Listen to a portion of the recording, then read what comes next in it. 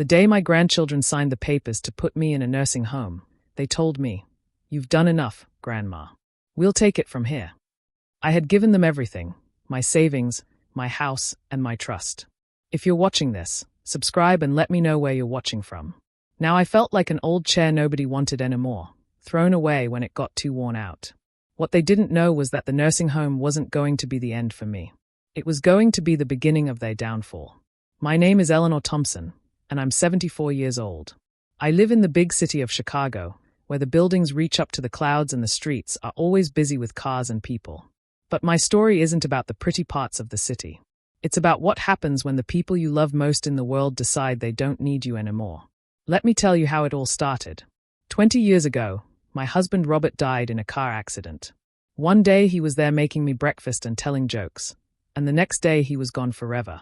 I was left alone to take care of our 2 children, my son Michael and my daughter Sarah. But I wasn't really alone. I had something even more precious than gold, my 3 grandchildren. There was Tommy, who was 8 when his grandpa died. He had curly red hair and freckles all over his face. Tommy loved to build things with blocks and always asked me to read him stories about dragons and brave knights. Then there was Lisa, who was 6 years old. She had long brown hair that she liked to braid, and she loved to dance around my living room. She would spin and spin until she got dizzy and fell down laughing. The youngest was Jake, who was only 4. He had big blue eyes just like his grandpa Robert, and he followed me everywhere like a little puppy. He would help me water my plants and always wanted to crack the eggs when I made cookies. These 3 children became my whole world. When their parents were busy working, I was the one who picked them up from school. When they were sick, I was the one who made them chicken soup. When they had bad dreams, I was the one who chased the monsters away. I lived in a beautiful house on Maple Street. It had 3 bedrooms, a big kitchen where I cooked Sunday dinners, and a backyard with an apple tree that Robert planted before he died. The house was painted yellow like sunshine, and it had a front porch with a swing where the kids and I would sit and watch the sunset. For years, everything was perfect. The grandchildren would come over every weekend. We would bake cookies, play board games, and I would tell them stories about when their parents were little. They called me their favorite grandma, even though I was their only grandma. When Tommy turned 18, he wanted to go to college to study computers. But college costs a lot of money, more money than his parents had saved up. "Don't worry," I told him. "Grandma will help." I went to the bank and took out $30,000 from my savings account. It was money I had saved for 40 years, putting away a little bit each month like my husband taught me to do. But seeing Tommy's happy face when I gave him the check made it all worth it. 2 years later, Lisa wanted to go to college too. She dreamed of becoming a teacher. Again, I went to the bank. This time I took out $35,000 because college had gotten even more expensive. "You're the best grandma in the world," Lisa said, hugging me so tight I could barely breathe. When Jake graduated high school, he also needed money for college. By then, I had already spent $65,000 of my savings, but I didn't hesitate. I gave him $40,000 because I wanted all my grandchildren to have the same chances in life. But the money requests didn't stop there. When Tommy graduated college, he wanted to get married to his girlfriend Amanda. They needed money for a big wedding with flowers, a fancy dress, and a party for 200 people. "Grandma, you've always been there for us," Tommy said, holding my hands. "Could you help us one more time?" I sold some of my jewelry, including my wedding ring, to give them $15,000 for their wedding. When Lisa got married 2 years later, she also wanted a beautiful wedding. I took out a loan against my house to give her $20,000. Then Jake got into some trouble. He had borrowed money from some dangerous people to start a business that failed. These people were threatening to hurt him if he didn't pay them back $25,000. I was scared for my grandson's safety. So I took out another loan against my house and gave him the money to pay off his debts. By the time I was 72 years old, I had given my grandchildren over $195,000. I had no savings left, and I owed money on my house that I couldn't pay back. But I told myself it was okay. Family comes first, and I had helped my grandchildren start their lives. They were all married now, with good jobs and their own homes. They would take care of me like I had taken care of them. That's what I thought, anyway. One day, all 3 grandchildren came to visit me together. This was unusual because they were all busy with their own lives and rarely came to see me anymore. "Grandma, we need to talk," Tommy said, sitting down on my couch with a serious look on his face. Lisa and Jake sat down too, but none of them would look me in the eyes. "We're worried about you," Lisa said. "You're getting older, and this house is too big for you to take care of by yourself." "I'm fine," I said, confused. "I can still cook and clean and take care of myself." "But what if you fall down the stairs?" Jake asked. "What if you get sick and nobody is here to help you?" "You could call me," I said. "Or come visit me like you used to." Tommy shook his head. "Grandma, we all have our own families now. We can't be checking on you all the time. You need professional care." "Professional care," I repeated, not understanding what they meant. "We found a nice nursing home for you," Lisa said quickly. "It has nurses and doctors, and you'll have other people your age to talk to. You won't be lonely anymore." My heart started beating fast. A nursing home. But I wasn't sick or helpless. I could still take care of myself. "I don't want to go to a nursing home," I said. "I want to stay in my house. This is where I've lived for 30 years. This is where Grandpa and I made our memories." "The house is too expensive to keep," Tommy explained. "The taxes are high, and it needs repairs. We think it would be better if we sold it and used the money to pay for your care." "But where will you come for Sunday dinner?" I asked, my voice getting shaky. "Where will you bring your children to visit their great-grandma?" The three of them looked at each other, and I saw something in their eyes that made my stomach feel sick.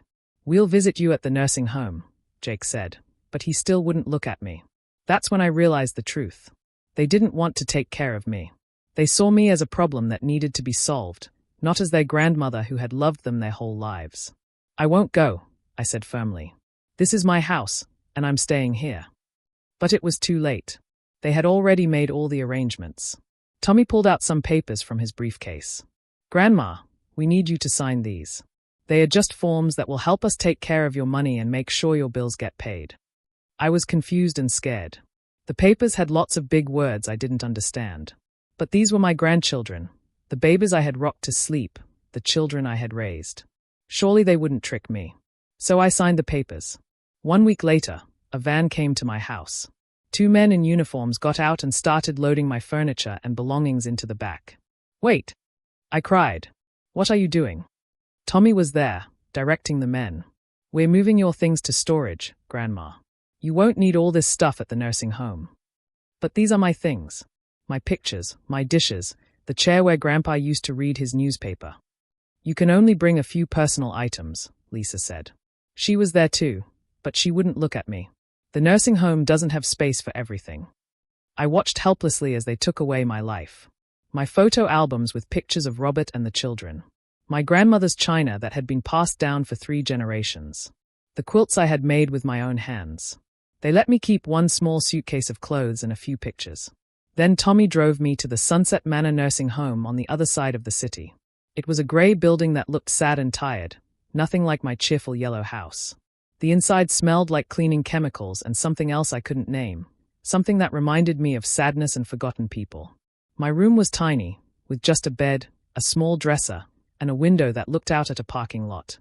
I had shared this space with another old lady named Mrs. Murphy, who hardly ever talked and watched TV all day with the sound up very loud. "This is just temporary," I told myself. "Once I get settled, the children will come visit me all the time." But days passed, then weeks, and nobody came. I called Tommy's house, but his wife Amanda answered. "Oh, hi Eleanor," she said in a voice that didn't sound happy to hear from me. "Tommy's at work. Can I take a message? Could you tell him his grandmother called? I was hoping he could visit this weekend." "I'll tell him, but weekends are really busy for us. Little Robert has soccer practice, and we have lots of errands to run." Little Robert was my great-grandson, Tommy's son. I had only met him twice, and he was already 5 years old. I called Lisa next. "Hi, Grandma," she said, but she sounded rushed. "I can't talk long. I'm getting ready for work. I was wondering if you could come see me soon. I have some stories I'd like to tell you about when you were little." "Maybe next month, Grandma. Things are really crazy right now." Jake never answered his phone at all. After 2 months at Sunset Manor, I finally understood the truth. My grandchildren hadn't sent me here because they were worried about my safety. They had sent me here because they didn't want to deal with me anymore. I had given them everything I had, my money, my house, my love, my whole life. And now that I had nothing left to give, they had thrown me away like garbage.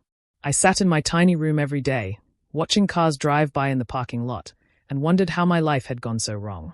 How had the 3 little children I loved so much grown up to be so cruel? That's when I met Mr. Daniels, and everything started to change. Mr. Daniels lived in the room next to mine at Sunset Manor. He was 78 years old, with white hair and kind eyes behind thick glasses. Unlike most of the other people in the nursing home, Mr. Daniels was always reading books or writing letters. Every day at lunch, we sat at the same table in the dining room. The food wasn't very good, watery soup, tough meat, and vegetables that tasted like they came from a can. But Mr. Daniels always had interesting stories to tell while we ate. "I used to be a lawyer," he told me one day. "I helped people solve their problems for 40 years. "That sounds important," I said. "Why are you here? Don't you have family?" Mr. Daniels smiled sadly. "I do have family. But sometimes, Eleanor, being old means people think you can't take care of yourself anymore, even when you can." I felt tears coming to my eyes. That's exactly what happened to me. Over the next few weeks, I told Mr. Daniels my whole story. I told him about Robert, about my grandchildren, and about how I had given them all my money. I told him about signing the papers and losing my house. Mr. Daniels listened carefully to every word. Sometimes he would ask me questions like, "Do you remember exactly what the papers said? Or did anyone explain what you were signing?" I trusted them, I said. They were my grandchildren. I never thought they would trick me. One day, Mr. Daniels put down his fork and looked at me very seriously. "Eleanor," he said, "I think your grandchildren may have broken the law." "What do you mean?" I asked. "Taking an elderly person's money without permission is called elder abuse. It's a crime. And if they tricked you into signing papers you didn't understand, that might be fraud." I shook my head. "But they are my family. They wouldn't do anything illegal." "Family or not, what they did was wrong," Mr. Daniels said. "Tell me, did your husband Robert leave you any special instructions about your money when he died?" I thought hard. "Well, yes. He always said he set up something called a trust. He said it would protect me if anything ever happened to him." Mr. Daniels' eyes lit up. "A trust? Eleanor, that's very important. Do you have any papers about this trust?" "I don't know," I said. "All my papers are gone. Tommy and Lisa said they would take care of everything." "What was the name of your husband's lawyer?" I tried to remember. "Mr. Patterson, I think. Patterson and Associates. But that was 20 years ago. He's probably not working anymore." "Maybe not," Mr. Daniels said. "But law firms keep records for a very long time. We need to find out what your husband put in that trust." That night, I couldn't sleep. I kept thinking about what Mr. Daniels had said. Could my grandchildren really have broken the law? Could there be some way to get my life back? The next morning, Mr. Daniels knocked on my door. He was holding a piece of paper. "I called information and found Patterson and Associates," he said, smiling. "Mr. Patterson retired 10 years ago, but his son took over the business. They still have your husband's files." My heart started beating fast. "What do we do now?" "We call them and ask for a copy of your trust documents. As Robert's widow, you have every right to see them." Mr. Daniels helped me call the law office. The secretary was very nice and said they would mail me copies of all my husband's papers. "It might take a week," she said. "Is the address we have on file still good?" I gave her the address of the nursing home, and she promised to send everything right away. For the next week, I could barely eat or sleep. Every day, I waited by the mailbox in the nursing home lobby, hoping the papers would arrive. Finally, on a Tuesday morning, a thick envelope came with my name on it. My hands were shaking so much that Mr. Daniels had to help me open it. Inside were lots of legal papers with big words I didn't understand. But Mr. Daniels understood them perfectly. He read through everything carefully, and as he read, his face got more and more serious. "Eleanor," he said finally, "your husband was a very smart man. He protected you in ways you never knew." "What do you mean?"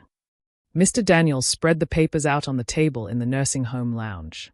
"This trust says that all your money and property can only be used for your benefit while you're alive. No one else, not even family members, can touch it without your permission."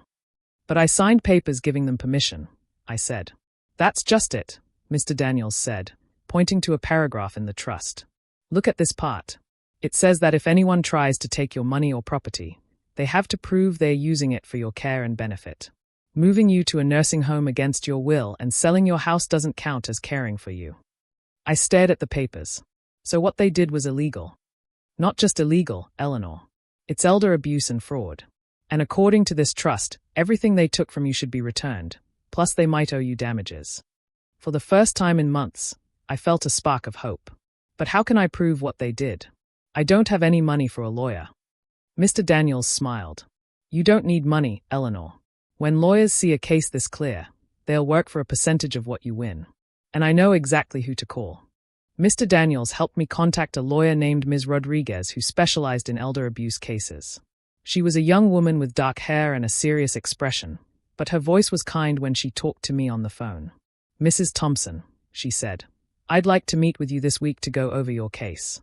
From what I've heard, you may have a very strong legal claim against your grandchildren. 2 days later, Ms. Rodriguez came to visit me at the nursing home.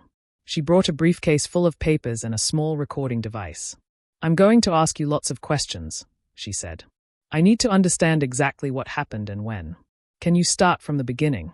I told her everything, about giving the children money for college and weddings, about Jake's debt, about the day they convinced me to go to the nursing home, and about signing the papers I didn't understand. Do you remember what they told you the papers were for? Ms. Rodriguez asked. They said the papers would help them pay my bills and take care of my money. They said it was to help me, not hurt me. Ms. Rodriguez wrote everything down in a notebook. Did they read the papers to you before you signed them? No, I said. Tommy just showed me where to write my name. He said they were just forms and not to worry about the details. That's fraud, Ms. Rodriguez said firmly. They had a legal duty to explain what you were signing, especially since they benefited from those signatures. She asked me for the names and addresses of all my grandchildren and information about my bank accounts and the sale of my house. I'll need a few weeks to investigate, she said. But Mrs. Thompson, I want you to know, what happened to you is not okay, and we're going to fight to make it right.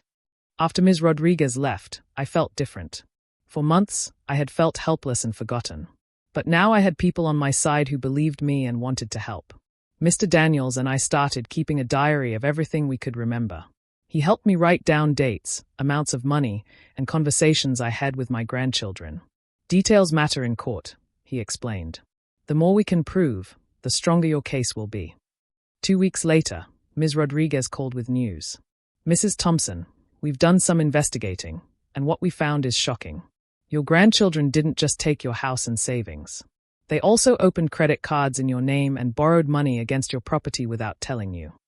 I felt sick to my stomach. How much money are we talking about? Including everything, your house, your savings, the credit card debt, and the loans, they took over $350,000 from you. I had to sit down. I knew they had taken a lot, but I never imagined it was that much money. But here's the good news, Ms. Rodriguez continued. We traced where all the money went. Tommy bought a new sports car and a boat. Lisa renovated her kitchen and took an expensive vacation to Europe. Jake paid off his debts but then bought a motorcycle and expensive jewelry. So they didn't use any of it for my care. None of it. In fact, the nursing home costs are being paid by Medicare and your Social Security. They didn't spend a single dollar of your money on you. What happens next? I asked.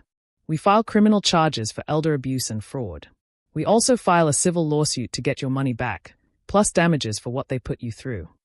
That night, I called each of my grandchildren to tell them about the lawyer. I wanted to give them a chance to make things right before it went to court. Tommy's wife Amanda answered the phone. Hi Amanda, I said. I need to speak to Tommy. It's important. He's busy right now, she said in a cold voice. What do you want? I want my grandson to know that I've hired a lawyer. What you all did to me was illegal, and I want my money back. There was silence on the phone. Then Amanda said, You can't prove anything, old lady. You signed those papers willingly. I signed them because I trusted Tommy, I said. But I'm not as helpless as you think I am. Amanda hung up on me. I called Lisa next. This time, Lisa answered herself. Grandma, she said, sounding surprised. I haven't heard from you in months.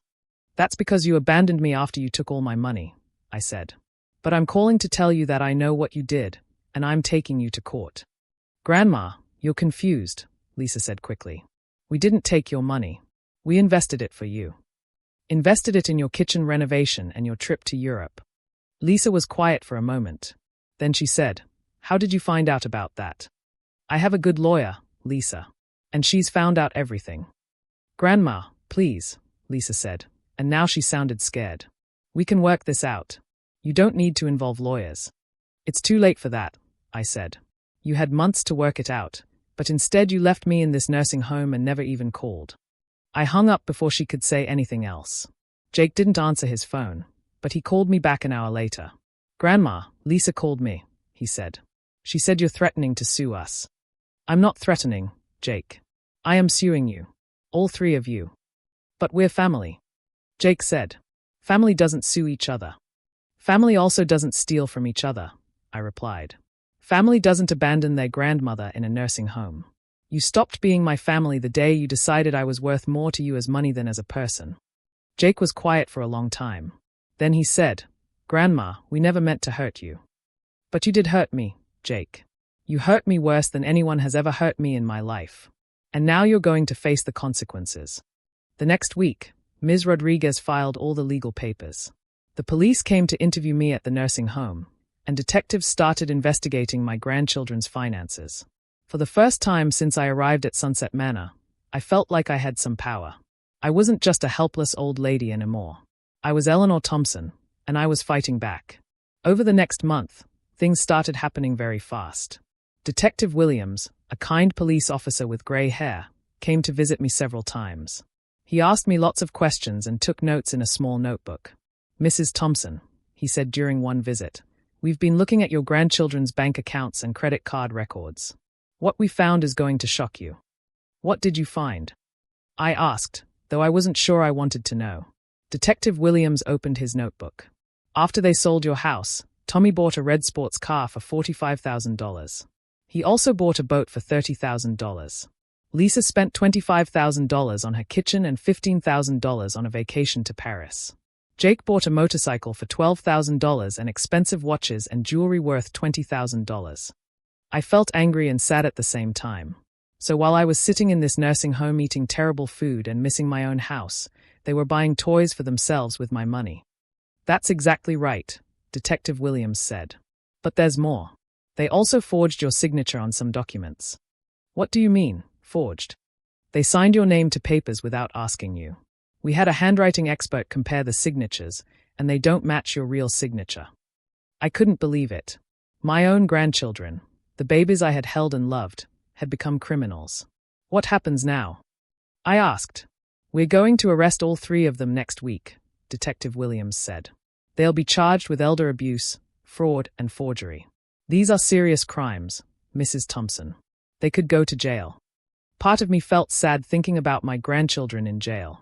But a bigger part of me felt relieved that someone finally believed me and was doing something about it. The news spread quickly around the nursing home. Mrs. Murphy, my roommate who hardly ever talked, suddenly became very chatty. I heard the police were here again, she said. Are you in some kind of trouble, Eleanor? No, I said. I'm getting out of trouble. Some of the nurses started treating me differently too. Before, they acted like I was just another old lady who couldn't take care of herself. But now they knew I had lawyers and police officers helping me, so they were more polite and respectful. Mr. Daniels was proud of me. You're doing the right thing, Eleanor, he said. Too many elderly people get taken advantage of because they are afraid to fight back. You're setting an example. On a Wednesday morning, Ms. Rodriguez called with big news. Mrs. Thompson, the arrests happened this morning. All three of your grandchildren are in jail right now. I felt a strange mix of emotions. These were the same grandchildren I had taught to ride bicycles and helped with their homework. But they were also the people who had stolen from me and abandoned me. What happens next? I asked. They'll probably get out on bail today or tomorrow, Ms. Rodriguez explained.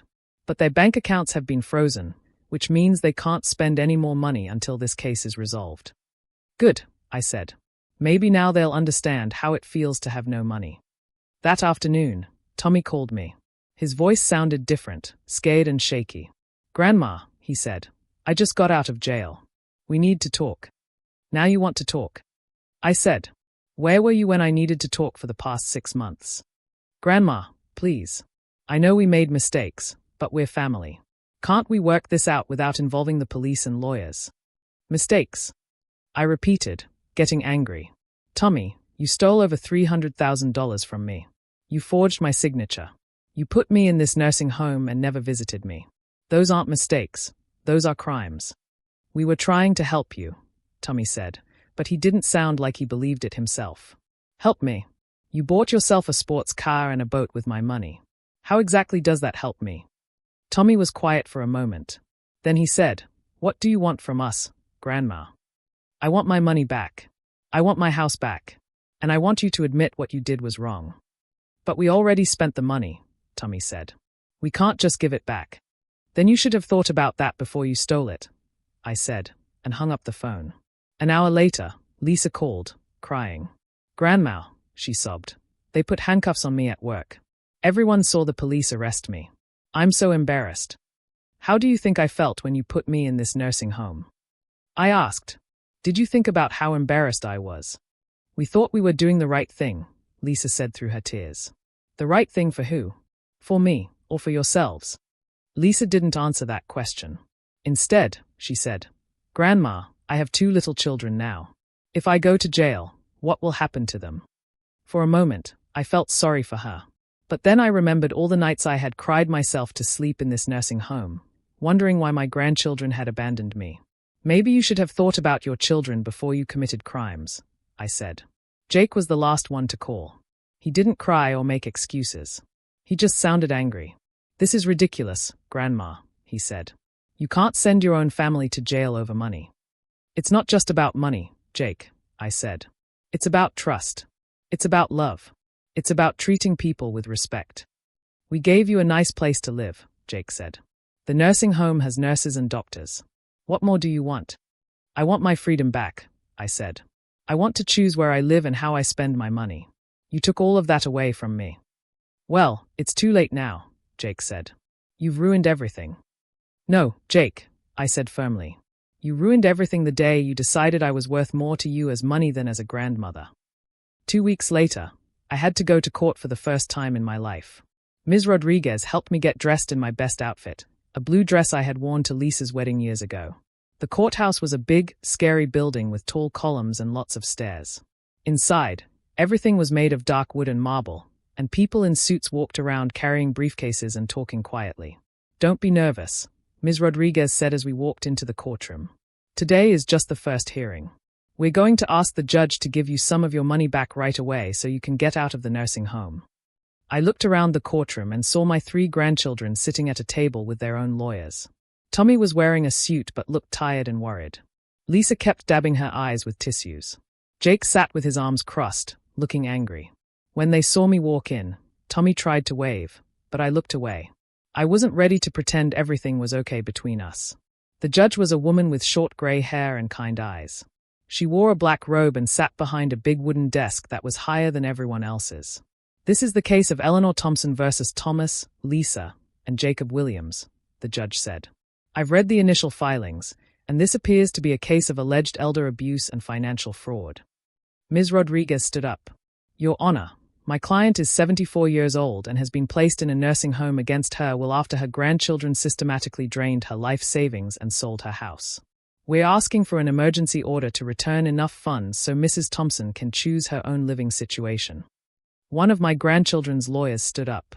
Your Honor, my clients were acting in their grandmother's best interests. She was becoming forgetful and couldn't manage her finances safely. I felt angry hearing that lie. I stood up before Ms. Rodriguez could stop me. Your Honor, I said loudly, I wasn't forgetful. I gave my grandchildren money because I loved them and trusted them. They tricked me into signing papers I didn't understand, and then they threw me away like garbage. The judge looked at me with interest. Mrs. Thompson, please sit down and let your lawyer speak for you. But I appreciate your directness. Ms. Rodriguez presented all the evidence, the bank records showing where my money went, the forged signatures, and the trust documents proving that my husband had tried to protect me from exactly this situation. The grandchildren's lawyers argued that everything was legal because I had signed papers giving them permission. But then Ms. Rodriguez showed the judge a recording she had made of me reading out loud. She compared it to the signatures on the legal documents. As you can see, Your Honor, the signatures don't match. Mrs. Thompson's real signature is shaky due to arthritis in her hands, but the signatures on these documents are smooth and confident. They were clearly forged. The judge studied the papers carefully. After what felt like hours, She made her decision. Based on the evidence presented today, I'm granting a temporary restraining order freezing all assets that can be traced to Mrs. Thompson's original accounts. I'm also ordering that $50,000 be immediately returned to Mrs. Thompson so she can secure appropriate housing of her choice. I felt like crying with relief. For the first time in months, I would have some of my own money back. But the judge wasn't finished. Furthermore, she said, looking sternly at my grandchildren, I'm ordering all 3 defendants to have no contact with Mrs. Thompson except through their attorneys. The evidence of financial elder abuse is overwhelming, and I will not allow any further intimidation or manipulation. As we left the courthouse, I saw my grandchildren in the hallway. Tommy tried to approach me, but a court officer stepped between us. I'm sorry, Grandma, Tommy called out. We never meant for it to happen like this. I looked at him for a long moment. This young man who I had loved so much, who I had sacrificed everything for, who had destroyed my life for money. Yes, you did, Tommy, I said quietly. You meant for it to happen exactly like this. The only thing you didn't plan on was getting caught. Then I walked away with Ms. Rodriguez, feeling stronger and more hopeful than I had in a very long time. But the real fight was just beginning. With the $50,000 the judge gave me back, I was finally able to leave Sunset Manor. Ms. Rodriguez helped me find a nice apartment in a building for older people, but not a nursing home. This place was called Golden Years Apartments, and it was much better. My new apartment had a real kitchen where I could cook my own food, a living room with a big window that looked out at a garden, and a bedroom that was all mine. Best of all, I could come and go as I pleased. Mr. Daniels was happy for me but also sad to see me go. You've been like a daughter to me these past few months, he said as I packed my few belongings. You gave me hope that it's never too late to fight back. You saved my life, Mr. Daniels, I told him. Without you, I would have just given up and accepted what they did to me.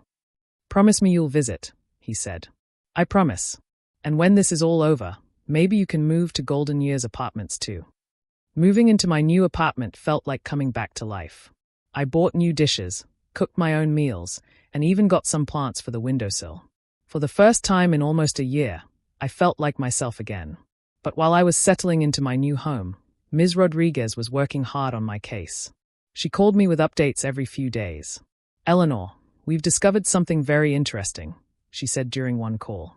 Your grandchildren didn't just steal from you. They've been telling people that you have dementia and can't take care of yourself. Dementia? I said. But that's not true. I remember everything perfectly. I know that, and you know that, but they've been using this lie to justify what they did. Tommy even told his neighbors that you were losing your mind, and they had to put you somewhere safe. This made me angrier than anything else they had done. Taking my money was bad enough, but lying about my mental health was even worse. We're going to get you examined by a doctor, Ms. Rodriguez continued. We need official proof that your mind is perfectly sharp. The next week, I went to see Dr. Martinez, a doctor who specializes in testing older people's memory and thinking skills.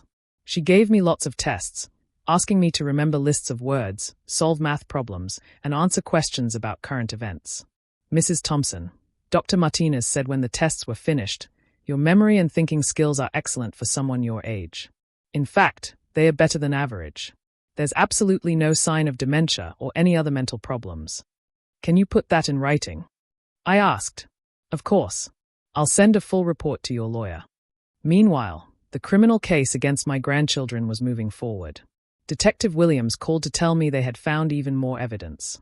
Mrs. Thompson, we discovered that your grandchildren started planning this over a year before they put you in the nursing home, he said. We found emails between them talking about dealing with the grandma situation and getting access to her assets. They planned it. I couldn't believe it. This wasn't just something that happened. No. This was a carefully planned crime. They researched nursing homes, found lawyers to help them with the paperwork, and even looked up your house's value online. I felt sick thinking about my grandchildren sitting around a table, planning how to steal from me like I was just some stranger. There's more, Detective Williams continued. Jake was in debt to some dangerous people, and they were threatening him. The emails show that he pressured Tommy and Lisa to help him get money from you quickly. So Jake hadn't just been careless with money. He had been desperate and dragged his brother and sister into his mess. A few days later, something wonderful happened. I was watering my plants when there was a knock at my door. When I opened it, I saw a young woman with a baby in her arms. Are you Eleanor Thompson? she asked. Yes, I am. My name is Sarah Chen. I'm a reporter for Channel 7 News. I heard about your case, and I'd like to tell your story on television. Why would you want to do that? I asked. Because elder abuse is a big problem that doesn't get enough attention, Sarah said. Your story could help other older people who are being taken advantage of by their families. I invited Sarah in and made us some tea. She was very kind and asked thoughtful questions about what had happened to me. Mrs. Thompson, would you be willing to go on television and tell people about your experience? She asked. I thought about it for a moment. Part of me felt embarrassed that my own family had treated me so badly. But another part of me was angry and wanted the world to know what my grandchildren had done. Yes, I said. I think other people should know that this can happen to anyone. The next week, Sarah came back with a camera crew. They filmed me in my apartment, talking about how I had trusted my grandchildren and how they had betrayed that trust. What would you say to other grandparents who might be in a similar situation? Sarah asked. I would say don't be afraid to ask questions, I answered. Don't sign papers you don't understand, even if the person asking you to sign them is family. And remember that love isn't about money. Real love means treating someone with respect and kindness. The story aired on the evening news a few days later. I watched it in my apartment, and it was strange seeing myself on television. But I felt proud that I was speaking up. After the news story aired, something amazing happened. My phone started ringing with calls from other older people who had similar experiences. Mrs. Thompson, said one caller. My son took my credit cards and ran up $20,000 in debt. I didn't know what to do. But after seeing your story, I'm going to call a lawyer. Another caller said, my daughter convinced me to sell my house and give her the money for safekeeping. I haven't seen a penny of it in 2 years. I realized that what had happened to me wasn't rare at all. There were lots of older people being taken advantage of by their own families. Ms. Rodriguez was excited about the news story too. Eleanor, this is perfect timing, she said. The criminal trial starts next week, and now everyone in the city knows your story. The prosecutor thinks we have an excellent chance of winning. The criminal trial took place in a big courtroom with lots of seats for people to watch. I was surprised to see that many of the seats were filled with strangers who had seen my story on the news. The prosecutor was a serious man named Mr. Johnson. He explained to the jury, 12 regular people who would decide if my grandchildren were guilty, exactly what had happened to me. Ladies and gentlemen, Mr. Johnson said, this is a case about betrayal of the worst kind. Eleanor Thompson loved her grandchildren more than anything in the world. She gave them everything she had, her life savings, her home, her trust. And how did they repay her? By stealing from her, lying to her, and abandoning her in a nursing home. He showed the jury pictures of the sports car Tommy had bought, the European vacation Lisa had taken, and the expensive motorcycle Jake had purchased, all with my money. While Eleanor Thompson was eating cafeteria food and sleeping in a shared room at a nursing home, her grandchildren were living the good life with her money, Mr. Johnson said. Then it was time for the defense lawyers to speak. Tommy's lawyer stood up and tried to make it sound like they had been helping me. My client thought he was protecting his elderly grandmother, the lawyer said. Mrs. Thompson was living alone in a big house. What if she had fallen? What if there had been an emergency? But when Ms. Rodriguez showed the jury Dr. Martinez's report proving that my mind was perfectly sharp, that argument fell apart. Lisa's lawyer tried a different approach. My client is a young mother with 2 small children, she said. Sending her to jail won't help anyone. Jake's lawyer claimed that Jake was just following his older siblings' lead and didn't understand what they were doing was wrong. Then it was time for me to testify. I had to sit in a special chair next to the judge and promise to tell the truth.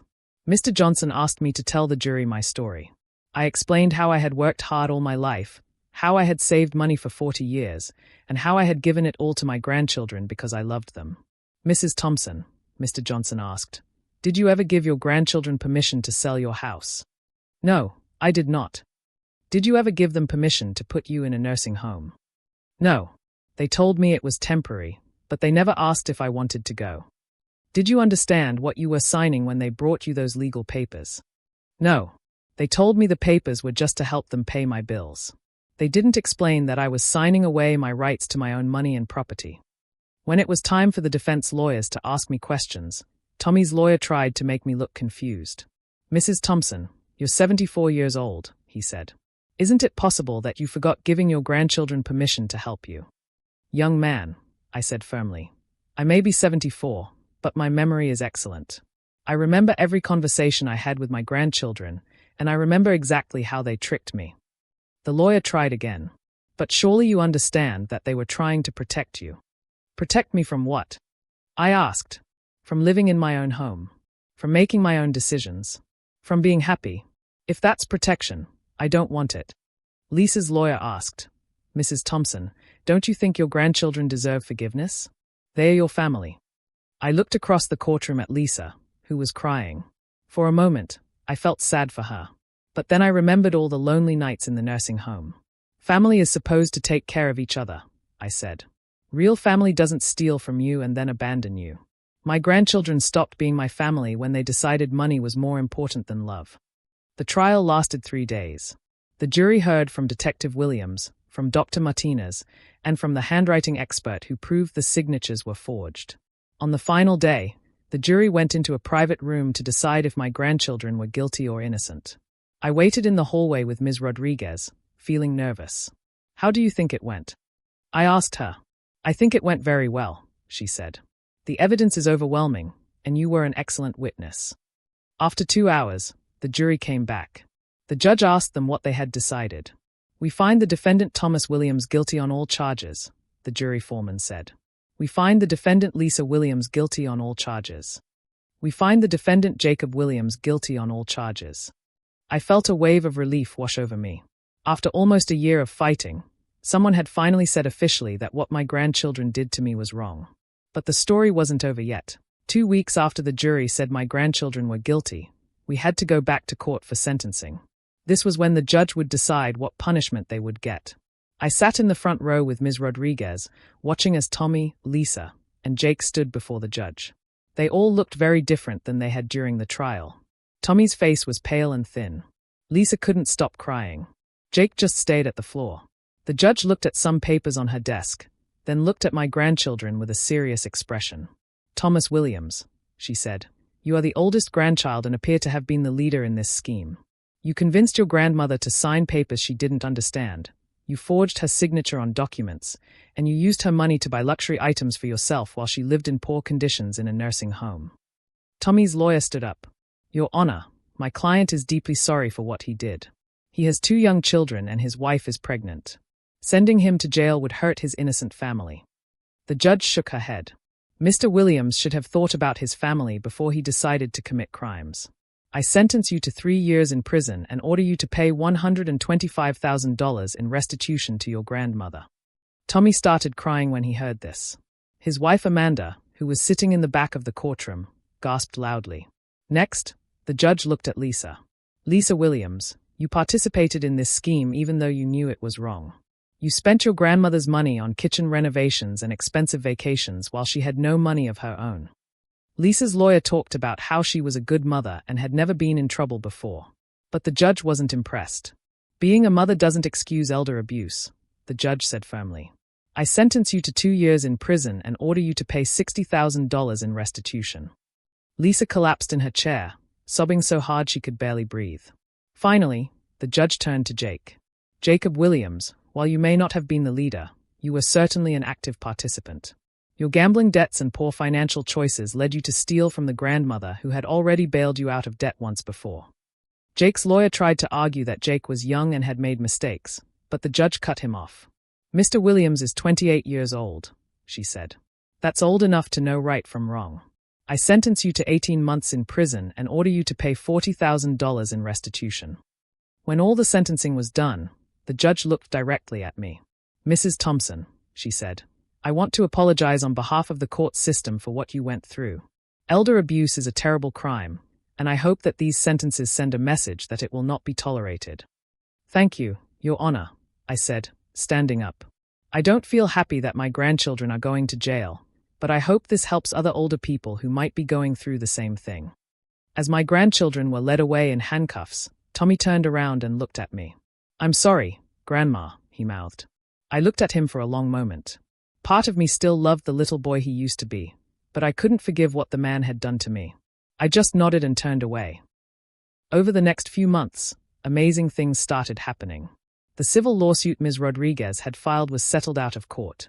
My grandchildren's lawyers knew they couldn't win, so they agreed to pay me back most of what they had stolen. Tommy had to sell his sports car and boat. Lisa had to take out a loan against her house to pay me back. Jake had to sell his motorcycle and jewelry. In total, I got back $280,000 of the money they had taken from me. It wasn't everything, but it was enough to buy a small house in a nice neighborhood.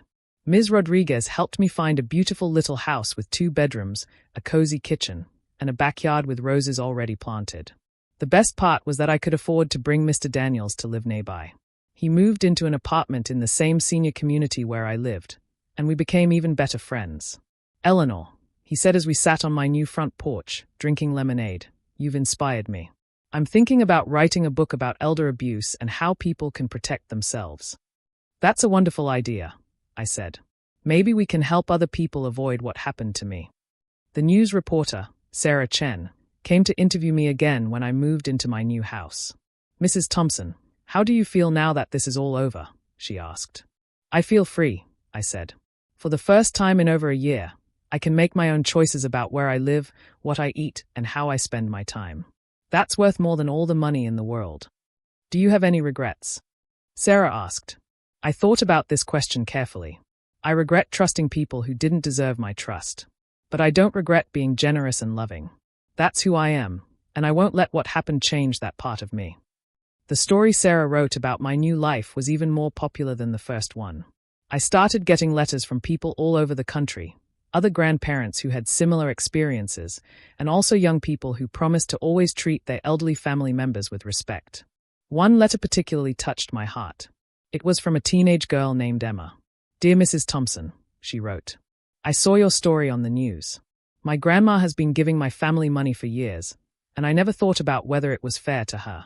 After hearing what happened to you, I talked to my parents about making sure grandma keeps enough money for herself. Thank you for teaching me that love isn't about what someone can give you, it's about how you treat them." I started volunteering at a center that helps older people with legal problems. Twice a week, I would go there and talk to people who were having troubles with their families or their money. "The most important thing," I would tell them, "is to never sign papers you don't understand, no matter who asks you to. And remember, real family members will always want what's best for you, not what's best for themselves." One day, about 6 months after the trial, I got a phone call that surprised me. It was Tommy's wife, Amanda. "Mrs. Thompson," she said, and her voice sounded different than before, sadder and more respectful. "I wanted to call and apologize for how I treated you." "Oh," I said, not sure what to say. "When Tommy went to jail, I lost our house because we couldn't pay the mortgage without his income. I had to move in with my parents with my 2 kids. Now I understand how it feels to lose your home and your independence." I felt sorry for her, but I also remembered how mean she had been to me on the phone. "I'm sorry you're having a hard time, Amanda," I said. "But maybe now you understand why what Tommy did was so wrong." "I do understand," she said. "Mrs. Thompson, Tommy wants to write you a letter. Would you read it if he sent it?" I thought about this for a moment. "He can send it if he wants to," I said. "But I'm not promising to write back." A week later, I got a letter from Tommy in prison. His handwriting looked different, messier and sadder than I remembered. "Dear Grandma," it said, "I know you probably don't want to hear from me, but I needed to try to explain. When Jake told Lisa and me about his money problems, we panicked. We thought if we could just manage your finances for a while, we could help him and also make sure you were safe. But then we started spending the money on ourselves, and it got out of control. By the time we realized how wrong we were in too deep to stop. I know that's not an excuse. I know we hurt you terribly. I lie awake every night thinking about how lonely you must have been in that nursing home, and I hate myself for putting you there. I don't expect you to forgive me, but I want you to know that I'm sorry, and I love you, and I will regret what I did for the rest of my life." Reading Tommy's letter made me cry. Not because I felt sorry for him, but because it was the first time any of my grandchildren had admitted the truth about what they had done and why they had done it. I didn't write back to Tommy, but I kept his letter. Maybe someday, when enough time had passed, I would be ready to forgive him. But I wasn't ready yet. About a year after the trial, something wonderful happened. I was grocery shopping when I heard a little voice say, "Excuse me, are you the lady from TV?" I looked down and saw a little girl, maybe 8 years old, with pigtails and a gap-toothed smile.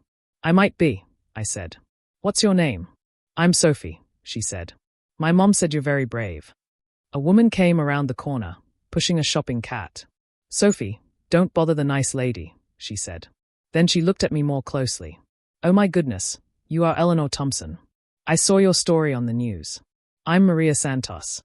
Maria explained that she was a single mother who worked 2 jobs to support Sophie and her younger brother Carlos. Her own grandmother lived far away in Mexico, and Sophie often said she wished she had a grandma nearby. Mrs. Thompson, Sophie said, would you like to be my honorary grandma? I felt my heart melt. Here was this sweet little girl who wanted me in her life, not because of what I could give her, but just because she thought I was interesting. I would love that, Sophie, I said. From that day on, Sophie, Carlos, and Maria became like family to me. They would come over for Sunday dinners, and I would help Sophie with her homework and teach Carlos how to plant flowers in my garden. Maria never asked me for money or tried to take advantage of me in any way. Instead, she would bring me groceries when I was sick, help me with heavy cleaning, and include me in their family celebrations. This is what real family looks like, I told Mr. Daniels one day as we watched Sophie and Carlos play in my backyard.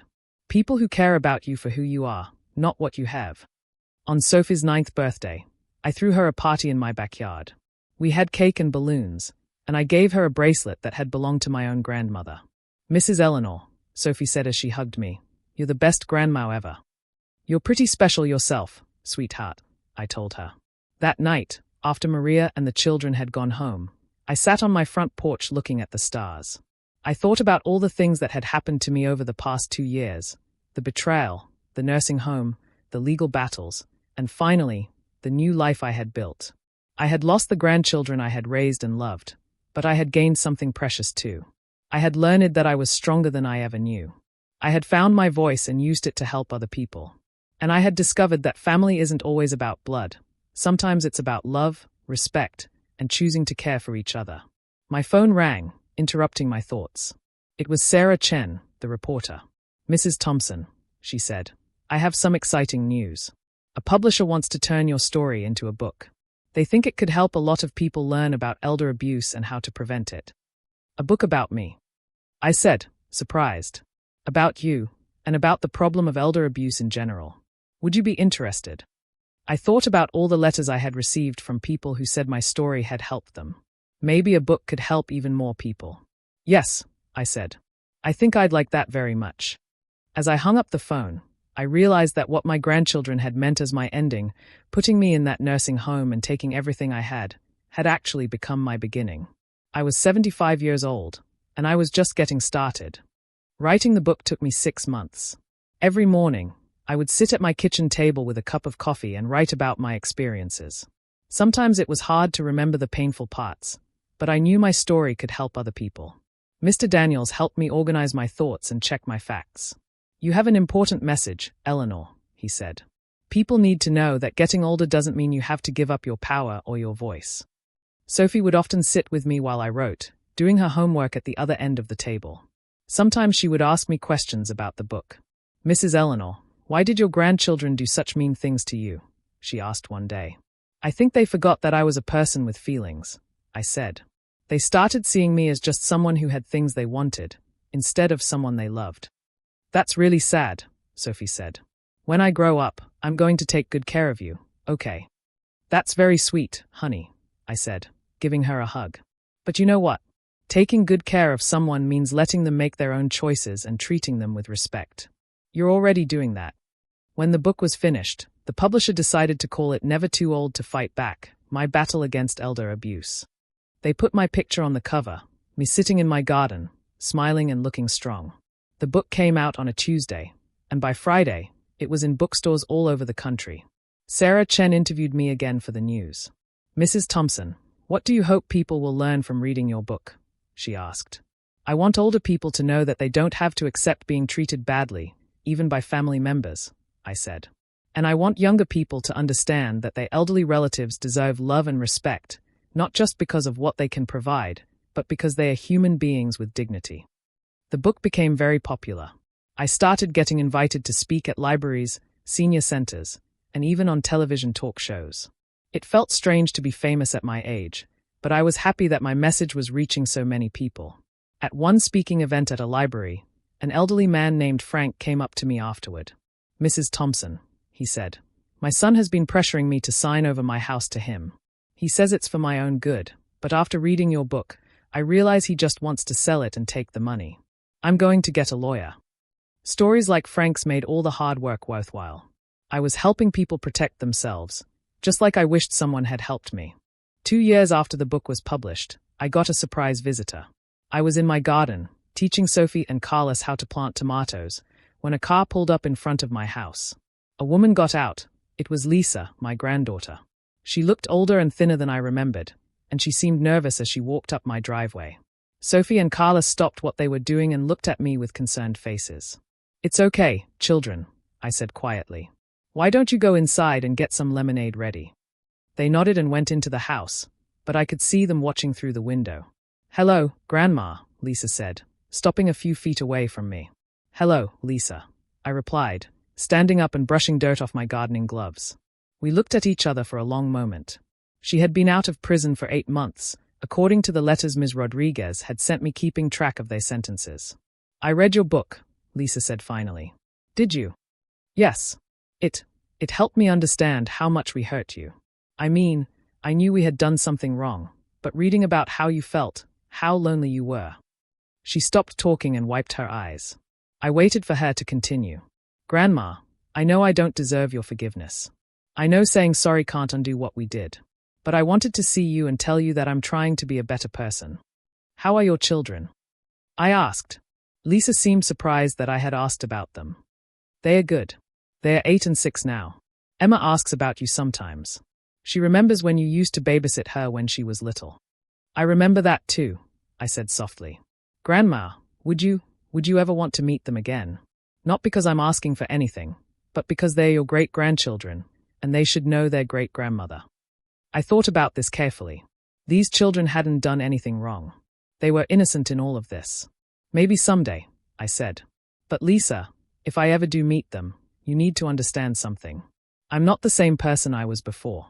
I won't be giving anyone money or signing papers I don't understand. And if you ever try to take advantage of me again, I will call the police immediately. Lisa nodded quickly. I understand completely. I would never. I know I lost the right to your trust. I just wanted you to know that I think about you every day, and I'm sorry. She started to leave, then turned back. Grandma, I'm proud of you for fighting back.